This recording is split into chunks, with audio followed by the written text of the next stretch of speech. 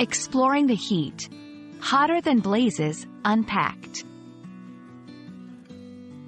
Hello, everyone. Welcome back to our channel. Today, we're diving into a fascinating phrase that's as fiery as it sounds. Hotter than blazes.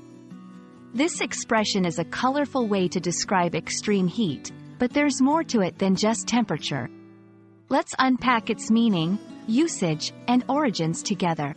Whether you're learning English or just love exploring idiomatic expressions, this video is for you. Hotter than blazes is an idiomatic expression used to describe something extremely hot. The term blazes here refers to a fierce fire, implying a level of heat that is almost unbearable. It's not just about the weather. This phrase can describe any situation or object that generates a lot of heat. For example, you might hear someone say it on a scorching summer day or to describe a particularly spicy dish.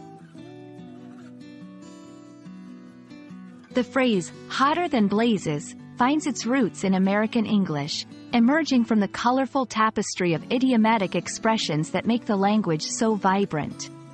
Blazes, as a word, has been used since the 19th century to denote intense fires or to emphasize statements. Over time, it became a popular way to exaggerate the concept of heat, leading to the expression as we know it today. Using hotter than blazes in conversation is straightforward. It's best used in informal settings, such as chatting with friends or in descriptive writing that allows for a casual tone. Here are a few examples to illustrate its use. I can't believe how hot it is outside. It's hotter than blazes.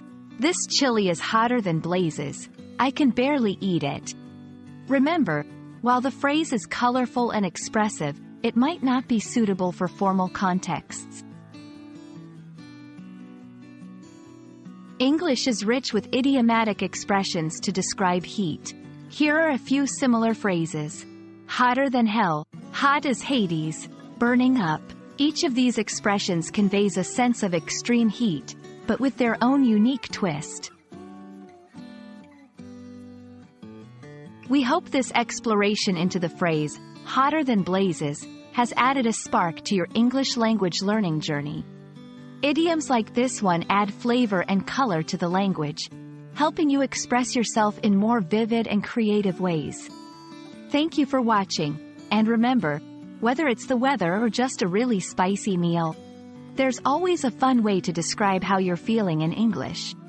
Stay cool, and see you in our next video.